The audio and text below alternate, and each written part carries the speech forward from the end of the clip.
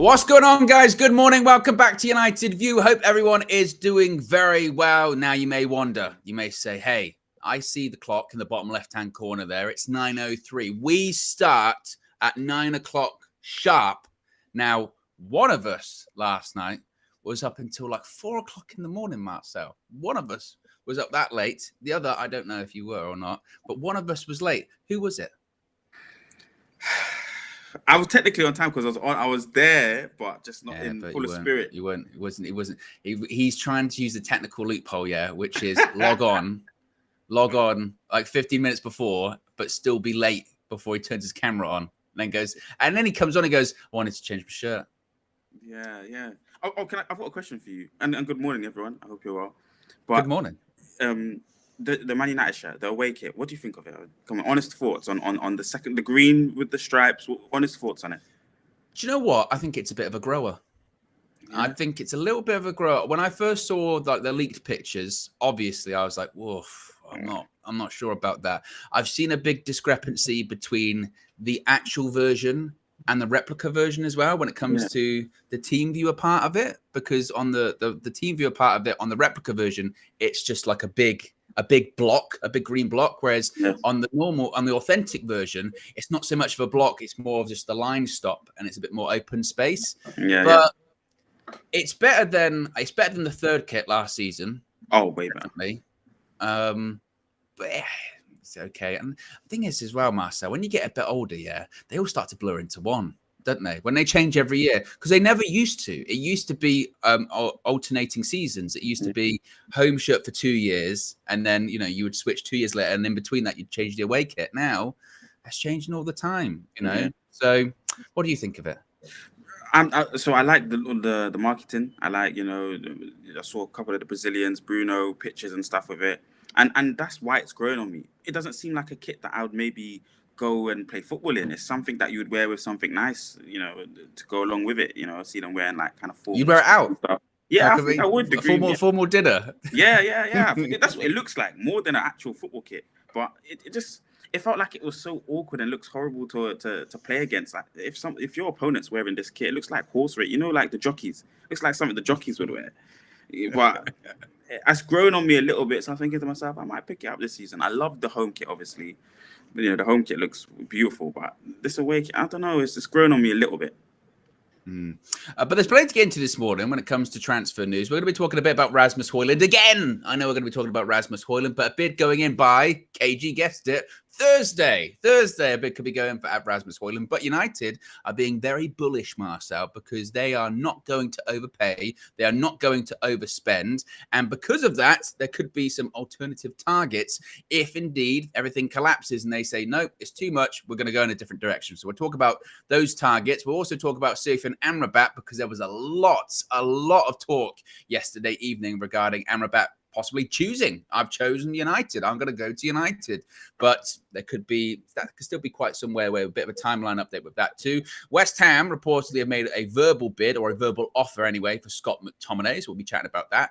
And we're going to be talking about Jadon Sancho in the false nine position, because by all accounts, in the preseason game so far of Sancho playing there, it's actually more of a trial than just having someone available to put in that position. So there's plenty to get into. Be sure to smash a like on the like button. Be sure to subscribe, bottom right-hand corner as well. Jackie says, oh, and what's going on with this Hojlund bid? How many weeks are we of this? And the bid is not in yet. Maybe Hojlund will go to PSG if we don't get our finger out. You know what, Jackie? I would say that we have to learn from what's happened so far in this preseason, because we've said the same thing, haven't we, about Mason Mount? We said the same about Andre Onana. Why is this taking so long? It's taking so long, and then it does eventually get done. This is kind of the pace that Manchester United's operating at the moment. But speaking of Rasmus Hojlund, let's get into some of this news. Alfredo Padula, who is quickly emerging as one of the stars of this transfer window when it comes to Manchester United transfer news, in particular because two of our transfers, if, of course, Hojlund goes through, have been from Italy, and he's got quite close sources out there. He has said that Atalanta expect an official bid from Manchester United for Rasmus Hojlund by KG's favourite day, Thursday. It must be said, I was a bit frustrated. You know me. It started off with the eyeball emojis. It just said Hojlund, eyeball emojis. And I thought, no, another one. I was like, I can't be. Disgusting! I can't. I was like, no. But he did come up with some actual information saying that the bid was expected in by Thursday. That was then expanded upon by James Ducker from The Telegraph, saying that Manchester United are unwilling to pay more than £60 million for Rasmus Hojlund as they wrestle with tight financial constraints governing spending. Samuel Lucas also echoed this by saying Manchester United will not offer more than £60 million for Atalanta striker Rasmus Hojlund. Now, because of that, Marcel, what do you think United's strategy will be for Rasmus Hojlund? Of course, we saw for Mason Mount and Andre Onana, it was we've got a fee that we're willing to go up to. And because of that, we're going to start off low and basically build up to it. And then with the final one, the negotiating team comes down. We've gone up to a certain point. We get the deal done. Given PSG are sort of circling the player and they're interested, do United do that same strategy of start low and then build all the way up? Or because of time and because of just wanting to get the deal done, do they go straight in with, say, 50 million quid and say, hey, that's a good starting offer. Where do we go from there? It's a really good question because, this season, I think we've been doing really well in terms of how we enter the negotiation process, like you said. So I think we'll start low. I don't think we believe it's anywhere near 60 million. I think that's a bit maybe too much. We're buying basically potential at this point. In Serie A, he hasn't been, absolutely flamboyant and brilliant. He hasn't run it by storm. He's a good player with a lot of potential. With a lot of potential, and my manager obviously, and our manager, obviously likes him, a lot. So it's potential there to go into the market and pay for it. But for me, I just don't think we should start straight away and give them exactly what they want.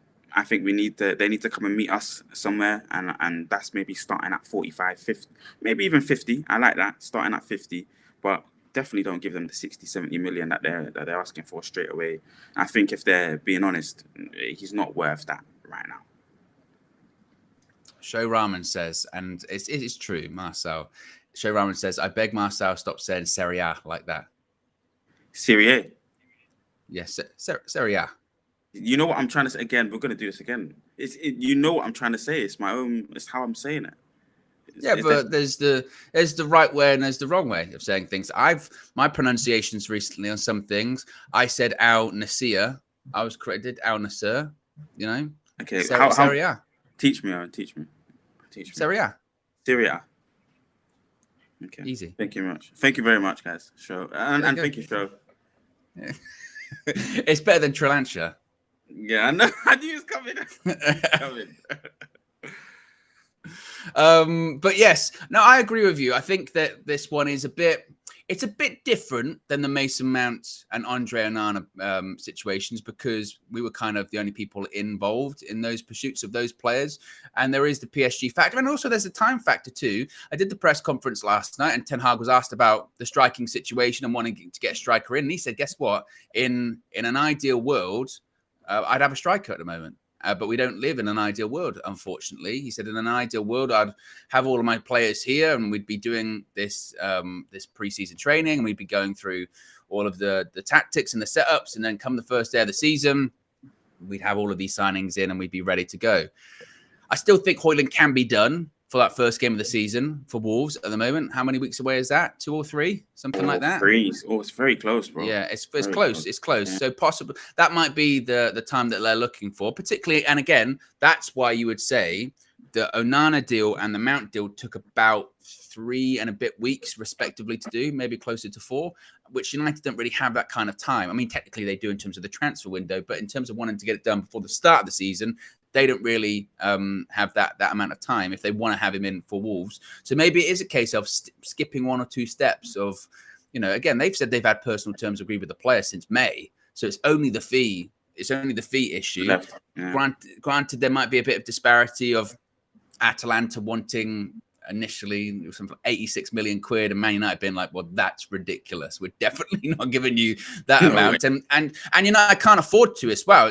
Which again, I think actually does help United in the sense of in years gone by, they might have been forced to, oh, we'll just pay it. Eventually, we're so bad at negotiating, we'll just pay it. We've got it in the budget. Now it's like we actually don't have it in the budget. So we're going to have to negotiate. Otherwise, we're going to have to walk away and we're going to have to go to different targets. We're going to have to go to alternative targets. So I think maybe they do skip maybe that first or second round of bids strategy that they did with Onana and Mount, and maybe just go straight in straight away for a bid that they're fairly comfortable with. And then you can sort of negotiate and get a bit closer to where they're looking for, which might be, again, closer to sort of 60 million. And also as well, it must be pointed out, Atalanta, I saw last night, they just had a here we go from Romano about another striker coming in who is seen as a replacement for Rasmus Hojlund too. So if that replacement's already in, that implies Atalanta know we're probably going to sell him this summer. We've already got a player in to replace him. Things can be sped up fairly quickly, is my point with this one. Maybe this one can actually get done quicker than the first two. And maybe, Marcel, maybe I'm giving too much credit here to John Murto and Matt Hargreaves and all of the transfer negotiation team. Maybe that's why the striker, player being brought in, maybe that's why Hojlund was the third player to be brought in as opposed to the first, because they felt that they could get this one done fairly quickly in comparison to maybe the others. Yeah, especially if they've got the contract side of things, personal terms handled earlier prior to this. It bodes well. It bodes well. I do still think that Ten Hag obviously would have considered the goalkeeper as one of the top priorities in there somewhere. But I think you're right, yeah. And Harry Kane was touted as well before the start of the window as well. So a striker was definitely on the mind's eye. And if we get him in at a good price before the Wolves game in a few weeks, then I think we've done really, really good business in terms of the first three signings. There's other players that we're looking at as well. And if we can get a couple more on top of that, you really bolster the squad and make it stronger. A couple of super chats here. Let me get to those. Alvi says, Owen finishes at 2:30 a.m. and it's back live now. Did you sleep, bro? I did. This is the thing. People were saying this to me last night, Marcel. They'll go, Owen, how are you awake? How are you up so late? And now they'll be saying, Owen, how are you awake? You're up so late. Mate, I have lived this lifestyle of across 2 time zones for over 20 years. When you're a wrestling fan, yeah, that's the life, okay? You stay up late, you watch the shows, you get up early in the morning for work, you go to work 9 a.m. That is always the way. And at this point, it's sort of, it's in me. That's how it works. It's in me at this point. Built differently. And also, I said, and these are my tips for anyone that has to do that or wants to stay up late for an event, say like there's a big boxing fight in Vegas, and you know how early they can start or late they can start, depending on how you look at it. The way to do it is you stay up late the night before. You have to change body clock. You have to change your body clock, stay up late the night before. If you want to get in a nap, get it in early in the day. Don't get it too close to the time because you'll never wake up. These are things you learn over time. So it's going to be the same this evening. I'm going to be up and around at the game kicks off at 3:30. Yes, and I'm actually at 3:30 a.m. tonight. So I'll be live at 3, and then we'll have obviously all of the reaction, all of the fan views, etc., etc. So that's going to be coming tonight as well. And then the day after that, we're up again really early in the morning for Manchester United versus Real Madrid. 1:30 kickoff. So I'll be live at 1 for that. And then the morning after that, I'm going to be back up at 9 for something extra special. But I can't tell you about that just yet. So this is what you do. This is what you do. This is pre-season across the different time zones. Amanor says, how does Warsaw pronounce? Now, I'm thinking you're Marcel. You're going to have to wait for this one to come up on the screen if you can see it. Have you got your phone next to you? Yes, I do. So you're going to have to see this on the screen because if I pronounce it, then I've given it away. Give it away. Okay, give me a second. It's not. I guess. Go on. I'm ready. Can you see what it is on the screen? It's in a little bit of a lag, so I'm going to see it in a second. Well, it'll come eventually. It'll come eventually. Potato. Huh? Why has it got the little dashes in there? Well, no, the word before it. Oh. Potato. Potato. Yeah. Potato. Is I meant to merge it all together, yeah? Well, no, just how do you pronounce potato? That was really potato. Yeah. What's wrong with the pronunciation? Is have I said it wrong? No, you said it. You said it right. You said it right. It's just I'm a genius then. I'm a genius. man. I'm a G. Whilst I was in the chat, Right.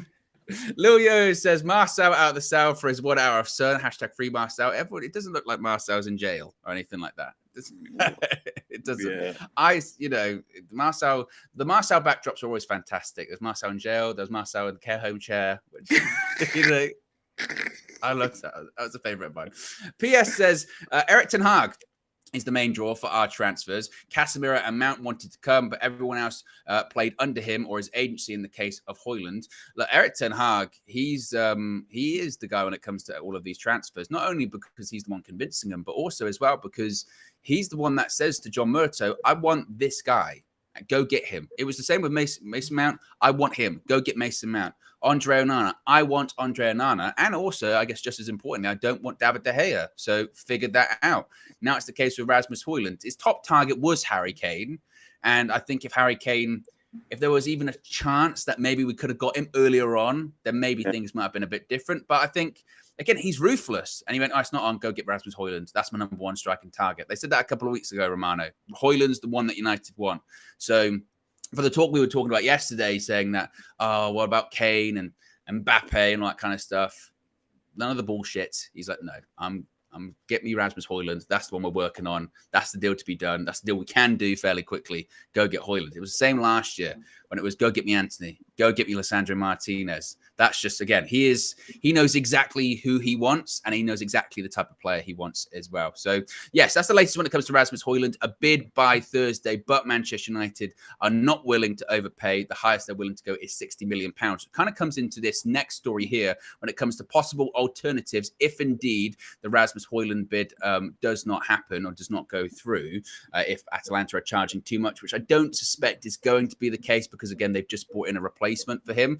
But nevertheless, James Ducker from The Telegraph is saying that Eric Ten Hag has other targets in addition to Rasmus Hojlund. Manchester United are adamant that the Danish striker isn't their only option for the striker role. United are holding concurrent talks with Randal Kolomuani from Frankfurt, and Ten Hag does have firm interest in Mohamed Kudus, of course. There had been a report the other day from David Ornstein saying that Chelsea had agreed personal terms with the player, but hadn't actually agreed anything with Ajax just yet. Arsenal have been linked to him as well. What is quite interesting about this, and this does feed into what we're going to talk about a bit later on when it comes to Jadon Sancho, but James Duck is also saying that sources have indicated that a new forward does not necessarily have to be an out-and-out number 9, hence the Manchester United interest in Mohamed Kudus.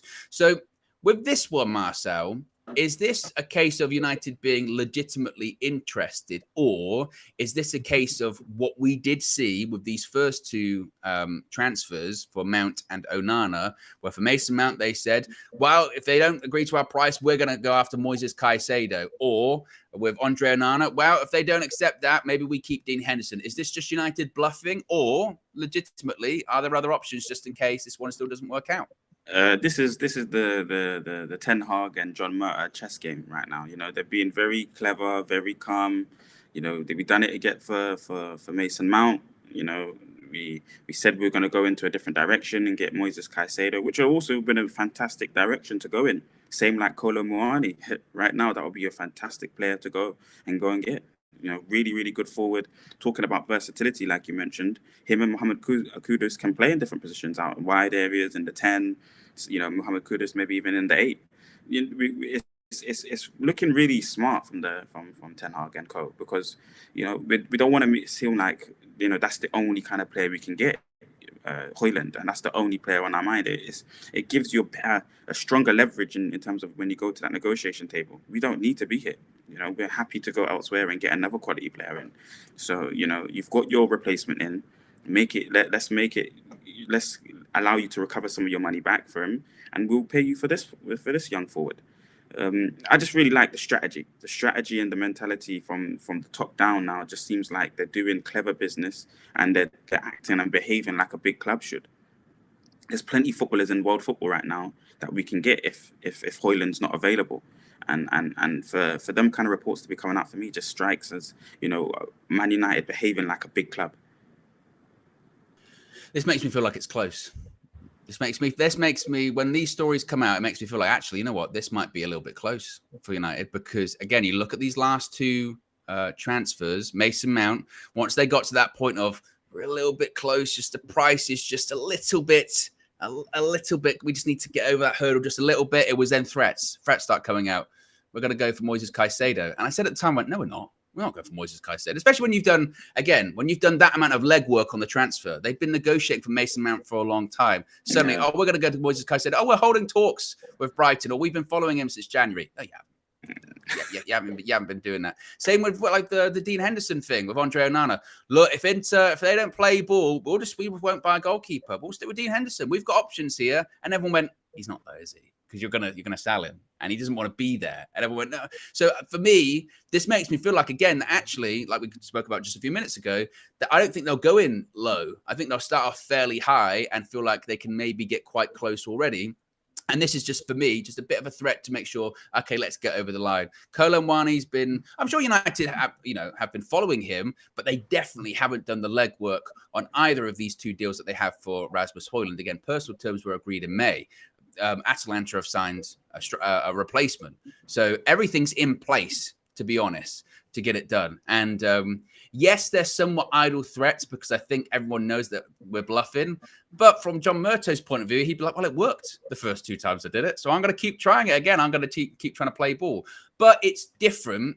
It's one thing to do that when, again, you're the only team negotiating for the player or you're the only team interested. For instance, Mason Mount, we were the only team in the race by proxy because Mason Mount had decided he wants Man United. He had said no to Liverpool and Arsenal and those other teams really early on. Andre Onana, were there any other clubs really interested in him? Chelsea maybe really, really early on, but not that deep into the process. It might be a bit different for Rasmus Hojlund because, again, PSG are interested. But at the same time, a bit like with Mason Mount, by all accounts, Rasmus Hojlund's like, I'm going to United. That's the move that I want. I've made my mind up. Again, I've had personal terms agreed for ages. And you've seen him on social media. He's liking every post. And he's involved in people's DMs and all that kind of stuff as well. So he wants that move. So I kind of saw this yesterday as like, I think it's a bit of an idle threat, honestly. So I'm not sure how. I wouldn't get your hopes up. If you're a big Kolo Muani or Kudus fan, I wouldn't get your hopes up. I think that's just United just kind of utilizing some strategy there. What is quite interesting, though, Marcel, and this is kind of going to touch on the Jadon Sancho thing we'll talk about later, but it's quite interesting the notion that United are like, yeah, we're interested in getting a number 9, but he doesn't have to be an out-and-out striker to be a number 9. What does that say about Ten Hag's tactics this season? Could we see a bit of a tweak to the number 9 position? Really good question as well, because I think total football is what we're embarking on as a Manchester United fan, and as a club. We're trying to be very versatile in the forward line and see a lot of rotations. We saw that last season, Sancho coming in, he's talking about false 9, Sancho rotating with Rashi rotating with Martial, a lot of rotation in the forward line. And then even in the defensive line, sometimes you would see them convert into a free defender or fullback going into the midfield areas. There's a lot of rotation at the club happening, especially in the forward and the defensive line. So having an out-and-out striker, we saw, Ten Hag told us Rashi can play up front. So Rashi's not an out-and-out striker. He's a left winger, I would say, predominantly. So Kolo Muani seems like the perfect versatile forward, that can, adopt a couple other positions. But I don't think, like you said, he wouldn't be someone that we're looking at. It's just speculation. But Hojlund might be somebody as well that, we try and convert him into that rotational kind of forward in terms of, you pair up for 10 minutes on the left wing, then you appear on the right wing and you rotate with Rashi. And I think that's part of his tactics. So these types of forwards that can play in multiple positions is something that Ten Hag definitely wants, I think. Yeah, as I mentioned, we're going to talk about the sort of false 9 part of it a bit later on, but I did think that was quite interesting. And as you mentioned, maybe it is, I think obviously you get Hojlund in, he's more of a traditional number 9, but at the same time, he might be, like you said, looking for a bit of versatility as well and being able to rotate with a left winger like a Rashford who can actually play up front too. Let's look for a couple more super chats here. PS says, we did that one. Ahmad says, now it looks like Marcel is stuck in a good place, Janet's void. Do you understand the reference, Marcel? No, who's Janet's void? Who is Janet? I don't understand. I don't understand either. I mean, who's Janet? That one's lost on us. And the thing is, Marcel and me, when it comes to even things like that, we don't know. Marcel's nearly as bad as me, honestly. So I am as bad as you. Yeah, exactly. So if someone could maybe let us know, it might be a show. I feel like Good Place is a show. The Good Place on Netflix. I've heard The Good Place. I hope it's but funny. I haven't watched it. Whatever he said about me, I hope it's really funny. I can laugh. I haven't watched it, but I think I've heard of The Good Place. That does ring a bell, but yeah, haven't watched that one. So it's a bit lost. It's a bit lost on me and Marcel. Anyway, let's talk about Amrabat, Marcel. A lot coming out about the Moroccan midfielder last night. So Alfredo Padula, once again, Italian transfer king, said that there had been contact yesterday between Manchester United and Sofian Amrabat, and the player had chosen to sign for Manchester United. Everyone went, whoa! It even come out from a Moroccan journalist, Isam Anas, had said that Sofian Amrabat is joining Manchester United. Clear as day, and everyone went, whoa, what's going on there? Now, it must be said, I think there might have been maybe sort of some loose translation issues when it came to that. Kind of what Alfredo Padula had saying that, he's made his mind up that that's what he wants, but it's not going to be happening too soon or anything like that. Matti Moretto had said that in recent days, there have been direct contacts between Erik ten Hag and Sofian Amrabat. Manchester United is a real option for the Fiorentina midfielder. Alfredo Padula also said that contacts were increasingly active for Sofian Amrabat, and important steps were taken yesterday as well. Amrabat has said yes to the Manchester United transfer. Maybe that's more of an accurate description from the Moroccan journalist as to what's been going on, whilst he said, basically, if a bid comes in and you can agree it, I'm going to go to Manchester United, if indeed that can happen. Now, Manchester United, according to Alfredo Padula, still have to make some exits, but they've also bet on the Moroccan. The transfer of Sofian Amrabat can be done for a base of 22 to 25 million plus bonuses, also known as add-ons, to get to 30 million. But Romano kind of poured some cold water on this, whilst also confirming that the interest is definitely there. He said that Manchester United have Sofian Amrabat in their list, but no news on a deal being closed or anything like that. No official bid has been sent yet, as the deal will not be closed this week. The priority is a new striker, then outgoings such as Fred leaving, and then midfielder talks. So maybe, Marcel, I said that I thought there was going to be 3 signings in the window. Maybe this is going to be the 4th one, but it's still a way off because we've got to get in Hojlund first. Yep, and I'll accept that. I was saying before, Sofian Amrabat is the next one and should be signing number 3 for Manchester United.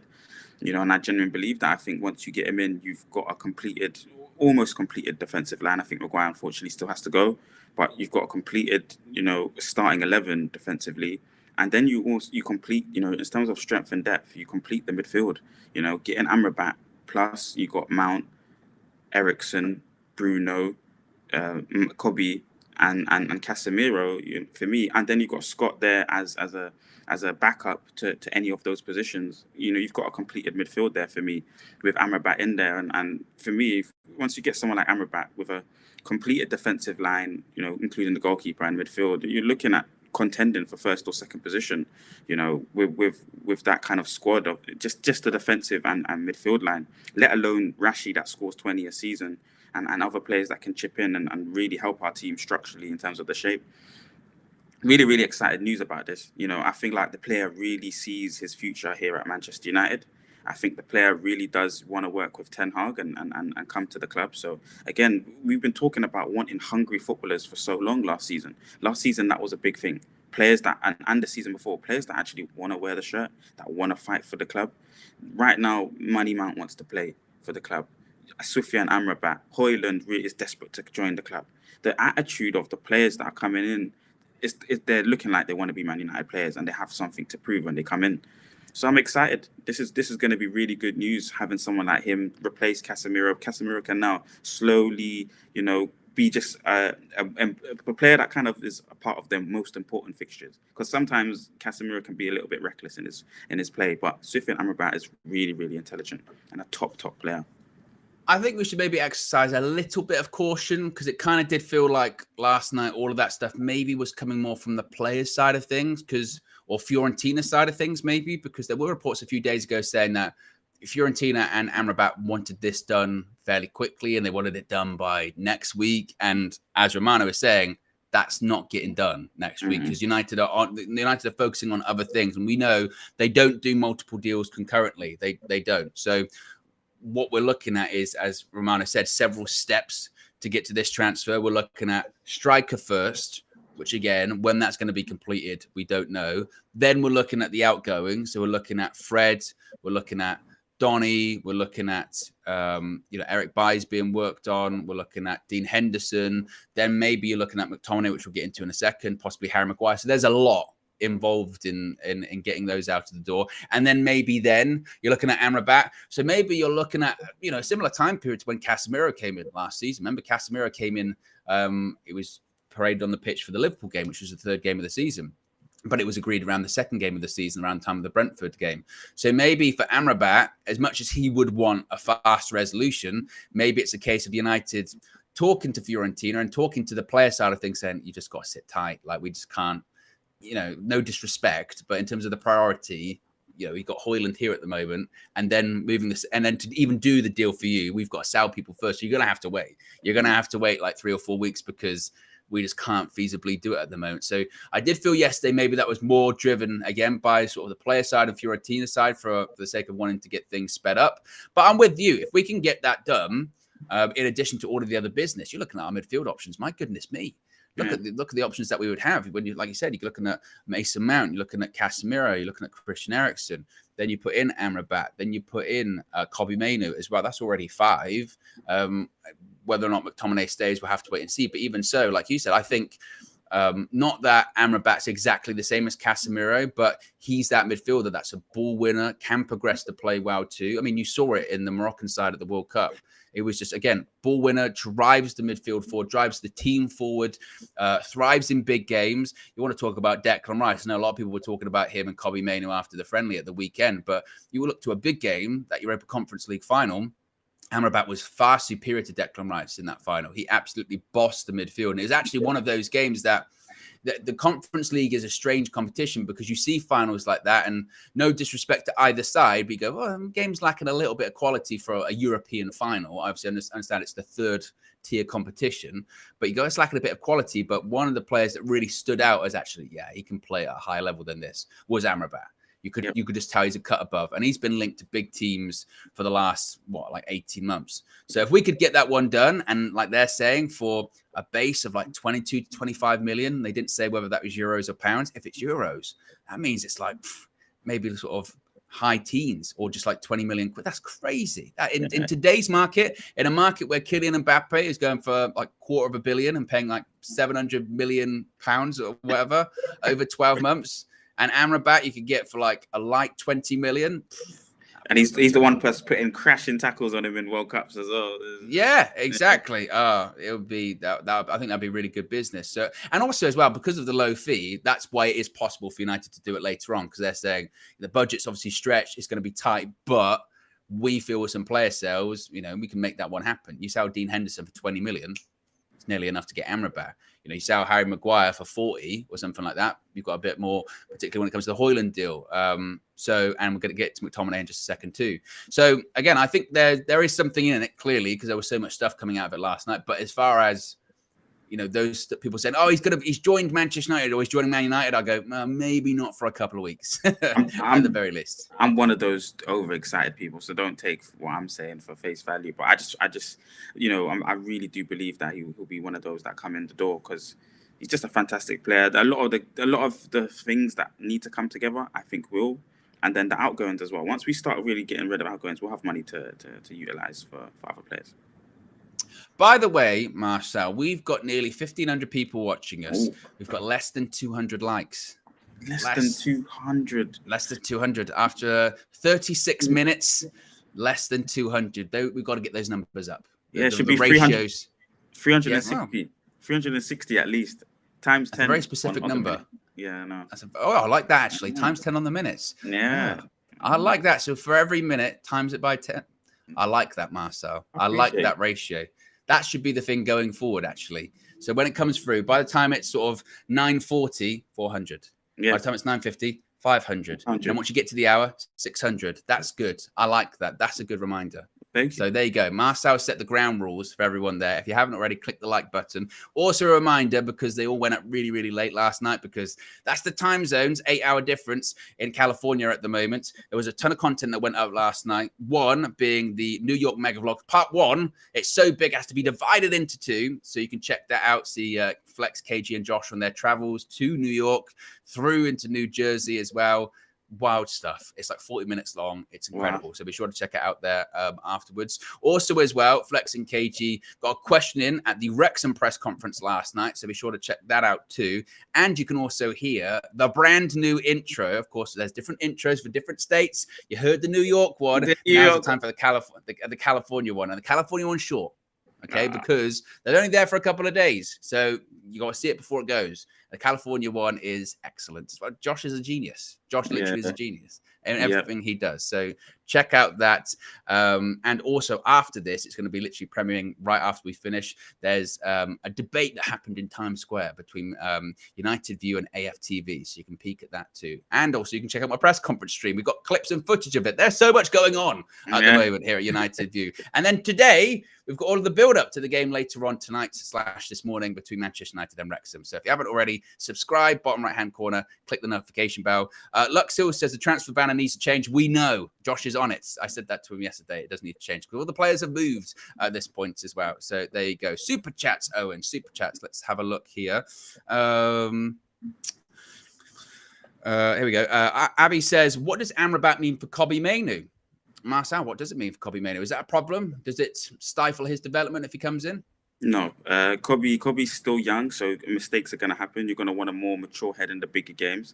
Kobe looks like he's composed in big fixtures, but, let's taper it a little bit. It was a preseason fixture. Played well at Old Trafford against Reading, I believe, last season. But he's slowly getting embedded into the process. You're still going to want someone that you can account on. Unfortunately, you can't really trust or count fully, especially a specialist sixth, Scott McTominay, and Eriksen hasn't got enough legs. Amrabat is the perfect player just to ease in that process for Kobe, and they can maybe even play alongside each other in 2-3 years when Casemiro comes towards the tail end of his career and starts to wind down a little bit. It's a perfect kind of progression for all three of them, and they're all kind of specialist type sixes and can play in the 8. So Kobe's got a massive and a lot of learning to do of Amrabat, who already knows how Ten Hag's process. And so he's got somebody that's at the best of the game in multiple Champions Leagues in Casemiro. And then somebody who's a mature man now coming into his prime that's already worked with Ten Hag at the young age that Kobe's at. So we'll understand what Ten Hag's kind of teaching him, the developments of it, how to deal with Ten Hag. It's just perfect. There's a perfect progression in that 6th position right now. If we get Amrabat. Well, and also as well, I think it also is worth pointing out that if Amrabat comes in, we might lose 1 or 2 midfielders. Fred, like Romano said, is going, and McTominay might be the next one. We'll talk about that in just a second. So maybe with Amrabat coming in, there's actually still other places for Mainoo to fit in as well. What else we got here? Santiago says 42 players under the age of 23 had more than 9 goals last year, I guess in reference to Rasmus Hojlund.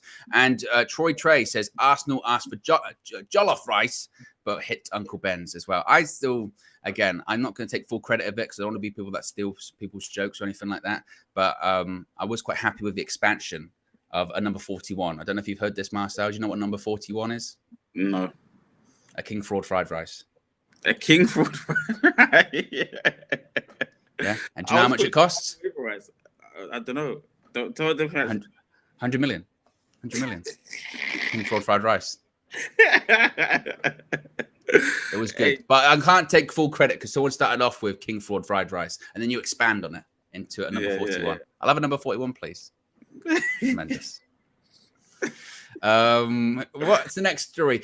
Yes, next story is Scott McTominay. Now, this is quite interesting because it's been reported on Twitter by an account called ex-West Ham United employee, which again do have a lot of insider West Ham sources, suggesting that West Ham have made a verbal offer for Manchester United midfielder Scott McTominay. It was also reported that possibly United value him over £40 million. How much, and you can let me know in the chat here too, how much do you think Scott McTominay is worth? How much are you happy with United to sell him for this summer? Just to get him off the books, 25. Really? Yeah. That low? Yeah. You got to get your money in, Marcel. He's an academy player.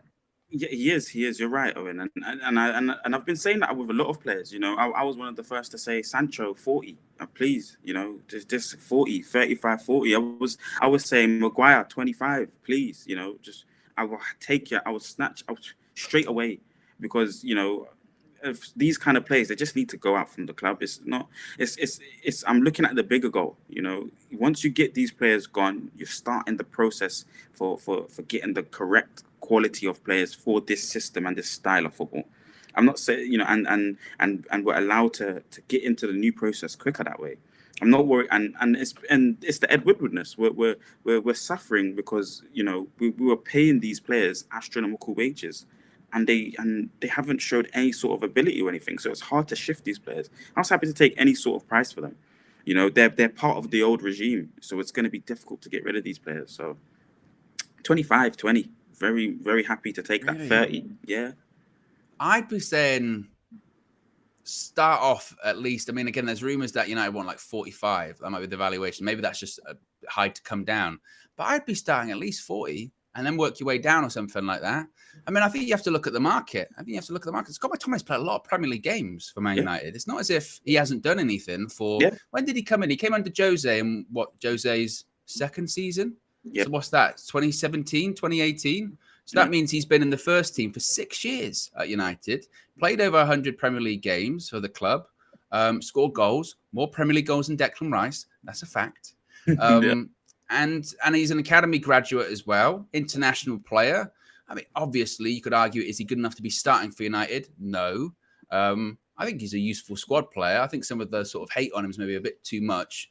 But obviously, we can upgrade. We can get better squad players than Scott McTominay. But I think he's a good Premier League player, certainly. You know, I think some people are like, he's playing the Championship. No, Scott McTominay is a Premier League player. He's an all right player. And again, I think United, they can't be pushed over in the transfer market. Yes, obviously, we need money because we want to get those deals done. But just because we need it doesn't mean we shouldn't negotiate and get a fair price too. There's plenty of, I saw, was it Conor Gallagher had West Ham put a bid in for around 40 million for Conor Gallagher, and it was rejected by Chelsea. Now, who's a better player, Conor Gallagher or Scott McTominay? Wow. In the chat, would you maybe say Conor Gallagher just edges it? But they're different players. Exactly, and depending on a certain manager, loads of them would go straight away for Scott because you know what you're going to get. The consistency level of the performance week in, week out, I think, goes to Scott. But that technical ability, that ability to find goals. When Gallagher's on form, he looks I really like a player, but that was maybe a couple seasons ago now. I would maybe say Scott just because of the consistency that he can do in his position. That's really what I would want out of the two, but Gallagher's technically way more gifted and a wonderful player to watch when he's on form. So I don't see there's a ton in him, honestly. Yeah. I don't think there's a ton of it. And they're similar in the sense of, first of all, you could say, look, McTominay's got more Premier League experience, played more Premier League games than Conor Gallagher. On top of that, but they're both academy players, and West Ham put a bid in that was rejected by Chelsea. And again, I say if that's the going rate, 40 plus million, start there, negotiate, figure something out. Because I just don't think if United sold him for 20 million to West Ham, I'd be like, we've had a pants pulled down there a bit. I think we could have got more. We could have got more, and we should have done better. Again, you have to look at the market and do comparisons. And I think, if anything, maybe that's the perfect time for United to look at that Gallagher bid and say, well, you were willing to spend that amount for Conor Gallagher. Obviously, we're not saying you've got to do 50, but if that's the going rate, then start off 45, start 40. Let's go from there. So I think you're right. I mean, Gallagher's younger. Younger, in fairness, but still, I would say, negotiate. No, I think you're right. Yeah, I do think you're right. We should try and push for the highest price possible. It's just if I was doing it, I would want certain players out. It doesn't matter the price. Because and then like we was talking about, you free up the option to get Amrabat in. That's Amrabat money at 25, 30 mil. 20, 25. That's Amrabat money. And that allows you to get Hojlund maybe quicker or at the price point that Atalanta want, which I don't think you should go for. But getting the outgoings done quickly, it frees up the money to be able to utilize for the next 3 weeks, for the next 4, 5, 6 weeks that we have of the transfer window left. Step says there, and it is true, I think McTominay has a higher wage than Gallagher as well. That is true. I think McTominay's on like 100k a week. See? Something like that. See? Something like that. It's wild, isn't it, when you think about that? I mean, again, no disrespect to him, but it's just like, why? Why? Why? But again, and I know there was dark times for Manchester United, or dark years, but Scott McTominay was a regular starter for United for what? 2 years, 3 years. Pretty much the entirety of Ollie's tenure, McTominay and Fred. That was the midfield. But that's so for what? 2.5 years. So again, when you're talking about Premier League experience and like games he's played as well. I just think, again, I think like 20 is quite low for him, really, and he's not old either. So I think you can get good money for him. Okay, what's the price then? 40, 35, 40, 50, 45? Okay. 40, start at 45, work your way down. No, I would have, no, that makes sense. But I would happily accept if they came in as low as 30, 25. Oh yes, no problem. Thank you very much. And I go about my business. Yeah, thank you very much. But you also have to know who you're dealing with as well. You're dealing with a team that's just got over 100 million. So if you know they've got the money, and we've dealt with this in the past, if people know you've got the money, they say, hey, we know you've got money to spend. And also we know you need a replacement. And some of the players that they've been looking at, they've been turned down. I saw Nicky was on DR the other day from West Ham Fan TV, and he was saying that part of the problem is since they sold Rice, I think they were going to go for the Fulham midfielder, weren't they? Fulham said no. They had a bid now rejected for Gallagher. This is reportedly a verbal offer from McTominay. Eventually you start getting desperate. And if you start getting desperate and you've got the money, that's when the selling plug can be like, hey, you can maybe, bump it up a little bit. So I do think there's a deal to be made there. Absolutely. There's a deal to be made. And I think it's an opportunity for United to get good money for McTominay. And we've spoken about players that are going to get sold this summer. And you're looking, particularly when you talk about Hojlund and you talk about Amrabat, and then maybe another signing after that, you go, okay, we're going to have to sell players to get to that point. Which players do we think that we're willing to let go can drive the highest amount of money? And actually, McTominay might be one of them. No, you're right. McTominay, Maguire, maybe Brandon Williams, Sancho potentially. We'll see what happens with him. But yeah, there's a few in there, and Scott's definitely one of them. Yes. How many likes are we currently on now? We're at 344, Marcel. So we're just over 150 to go until 500. So if you haven't already, click the like button. Using the Marcel math and logic, we should be at 490 right now because it's 49 minutes past the hour. Yes. That's the Marcel logic. We're off the pace. I like that logic. I'm gonna be utilizing that. Marcel maths. You can't beat it. Marcel maths. Let's switch up and talk about Jadon Sancho before we wrap things up. Jadon Sancho. This is a really interesting one. It's a good tactical debate, Marcel, which I know you enjoy.